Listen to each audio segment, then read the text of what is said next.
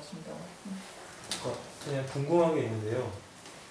저 같은 경우는 이제 군종병으로 이렇게 복무를 하다가 교회에서 제가 선언을 했습니다. 나는 이제부터, 그러니까 제가 수요 예배도 맡고 설교도 하고 있었는데요. 이제 나는 예수님 이름으로 기도를 못 하겠다. 내가 예수님 이름으로 기도한다는 것 자체가 내가 가증스럽고 더 이상 예수님이 신이라고 생각되지 않는다. 이제 니네 알아서 해라. 그러니까 내가 행정은 책임지겠지만 뭐 교회 활동이나 이런 것들은 니네들이 알아서 해라. 나는 이제 기독교인이 아니다 라고 말을 하고 나왔었는데요. 그러니까 아까 말씀하신 게 이제 그러니까 우리가 속한 그 자리에서 뭘 해보자 라고 양희성 선생님께서 말씀하셨는데, 그러니까 저 같은 경우는 그 반대 의견을 갖고 있거든요. 왜냐면 저 같은 경우는 그 틀을 벗어났을 때 제가 가졌던 의문, 과연 예수님이 진짜 신일까라는 문제에 그 실존적인 문제에 봉착하게 된 거는 그러니까 그때 그 선언 이후였거든요. 왜냐면 교회 틀 안에서는 항상 말씀하시는 게, 야 민호야, 너의 믿음이 부족하다. 너 지금 사탄에게 속고 있다. 예수님이 당연히 신이지 왜 너는 그런 생각을 하냐. 그런 의심은 사탄의 세력이 하는 거니까 네가 기도를 열심히 해야 된다. 내일부터 새벽 기도에 나와라. 이런 식의 해답을 항상 주셨는데, 제 틀 안이 그게 잘못된 건지 아니면은 그러니까 제가 불행해가지고 그런 틀 안에만 있었는지 모르겠는데, 그러니까 최소한 저의 경험에 있어서는 제가 스스로 나는 한국 개신교 교인이 아니다 라고 선언을 하고 나온 게 굉장히 의미가 있었는데요. 그렇다면은 이제 근데 문제는 뭐냐면 제가 자라온 환경이 기독교 문화 아래에서 있었기 때문에 참 우습게도 저는 예수님을 신이라고 생각하지 않지만 아까 말씀하셨던 예수님 찬양이라는 그 찬양을 저도 모르게 흥얼거릴 때가 있거든요. 그냥 예수님 찬양 그냥 혼자 산책하면서도 그렇게 흥얼거리지만 아무튼 그렇게 비위가 상하거나 그렇지는 않은, 그냥 기분 좋게 흥얼거릴 수 있는 멜로디를 갖고 있는데, 그러니까 저와 같은 친구들이 많다고 생각하거든요. 기독교 문화에서 자랐는데 그 기독교 문화를 벗어나는, 그러니까 기독교 문화를 벗어나기보다는 그 개신교 자체를 부정하고 나온 친구들이 있는데, 혹시 그 친구들이 벌이는 기독교 문화 운동은 없는지, 그게 궁금했습니다. 네, 그 1차적으로 이것도 제가 요즘 종종 하는 얘기인데, 여러분들이 만약에 이제 대형 서점에 가서 인문사회학 신간들을 쭉 살펴보면 무신론에 대한 책들이 굉장히 많아요. 주로 이제 과학 쪽에서는 생물학 이런 쪽에서 도킨스부터 시작을 해가지고 심리학 쪽에서도 그렇고, 무신론에 대한 책들이 그냥 이렇게 나오는 정도가 아니고 아주 그 분야의 A급 학자들이 자기의 어떤 학문적인 웨이트를 실어가지고 그 책들을 쓴단 말이에요. 그래서 이제 이게 굉장히 한 5년, 10년 전에 여러분이 나가서 전도를 하기 위해서 길거리 사람 만났는데 그 사람이 무신론자다라고 얘기한다면 그 사람은 신에 대해서 별로 생각을 해본 적이 없기 때문에 스스로 무신론자라고 얘기를 하는 경우가 대부분이었다. 그리고 전도를 할 때 우리가 전도 폭발이 됐든 사형이든 훈련을 받고 나가면 대화의 주도권은 크리스찬이쥐죠. 설명도 하고 예측 가능한 질문에 대해서는 어떤 식으로 대답을 할지, 대화의 주도권을 이쪽에 쥐면서 이제 이걸 한다고요. 지금은 완전히 바뀌었어요. 지금은 여러분이 나가서 전도를 하겠다고 누굴 만나는데 무신론자라 그러면 이 사람은 이론적으로 중무장이 된 무신론자일 가능성이 훨씬 커요. 도킨스 책이라도 만들어진 신 정도 읽어보면 거기 무슨 고전적인 신존재 증명 이런 거 다 깨놨거든. 교회에서 우리 신존재 증명을 배워본 적이 없단 말이에요. 도킨스 책을 읽은 사람은 그거를 다 깨가지고 나타나니까 전도를 하면서 이제 거꾸로 되는 거죠. 대화의 주도권 완전히 넘어가 있어. 신존재 증명 다 도킨스 이렇게 깼는데 그럼 너 하나님 어떻게 입증을 할래? 근데 우리는 들어본 적이 없거든. 교회에서 그걸 배운 적이 없고 뭔 소리 하는지도 일단 모를 정도니까. 그러니까 그런 면에서는 소위 말해서 이제 변증이라는 이런 부분들이 그동안 한국 교회가 사실 별 필요를 못 느꼈어요. 왜냐하면 뭐 그동안 이리저리 서양 기독교의 트렌드를 이렇게 저렇게 좀 도입을 해가지고 하면 위에서 먹혔단 말이죠. 전도하는 것도 뭐 사형리니 보육지니 전도 폭발이니 여러 훈련 과정들. 저도 대학 다닐 때 전도 폭발 훈련 받아서 국립묘지 가서 전도하고 그 어디야 그 고속터미널 가서 전도하고 다 했단 말이죠. 그때는 이게 되는데 물론 지금도 되는 경우도 있지만 그냥 사회적으로 어떤 이런 그 대화의 주도권이라든지 이거는 전 추가 이미 확 크게 기울었다. 그 도킨스 책을 김영사에서 냈어요. 김영사에서 내고 나서 이제 강연을 추진했는데 도킨스를 불러오지 못하고 그걸 국내에서 누가 이제 소화를 해줬냐 하면은 지금 이제 서울대가 있는 장대익 교수라고 했어요. 근데 그 친구가 옛날에 보건과 상황의 필진이었다고. 창조론에 대해서 그 반박하고 비판하는.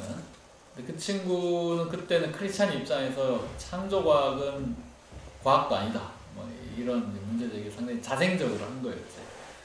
근데 이제 나중에 지금 점점 가면서 점점 멀리 나가게 됐는데 지금 국내 진화론 쪽에는 아주 대표적인 학자거든요.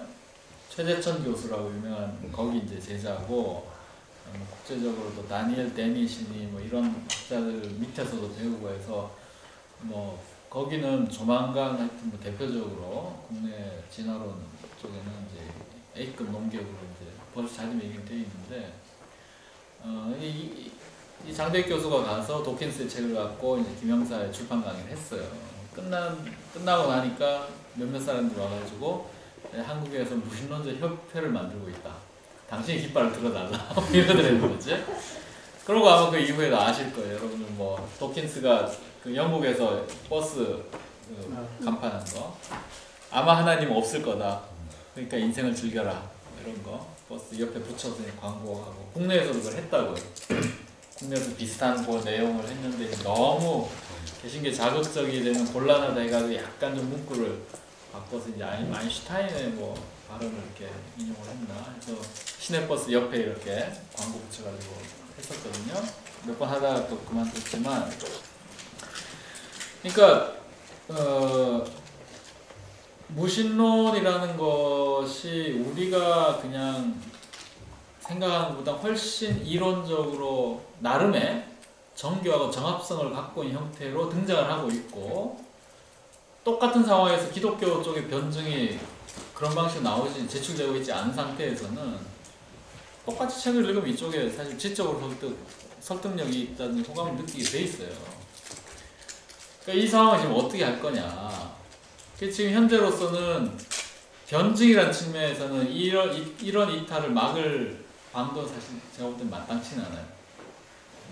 거기다 플러스 알파 이제 한국 개신교가 윤리적으로나 사회적으로나 여러 가지 면에 점수를 계속 깎아먹고 있기 때문에 이탈들이 점점 생기고 있고, 지금 제가 보는 예상으로는 우리나라 지금 종교 인구 센서스에 10년마다 한 번씩 하거든요. 인구 센서스는 5년마다 하고 종교 인구는 한 번 건너서 이제 10년마다 하는데, 지난번 조사 2005년이었다고요.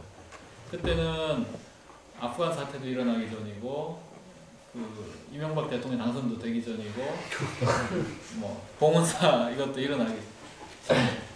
그때 이미 개신교가 마이너스로 딱 꺾여요.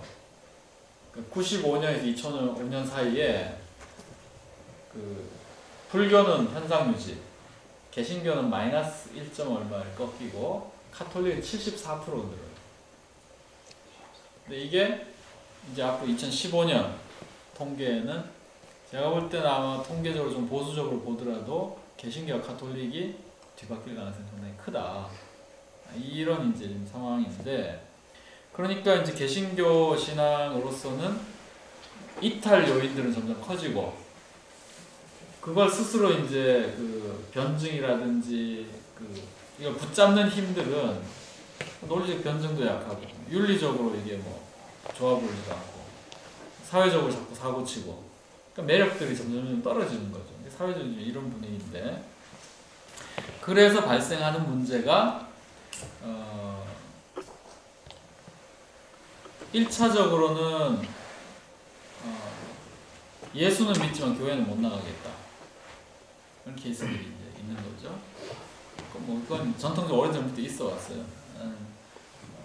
교회는 싫지만 예수는 좋다. 그러니까 요 지점.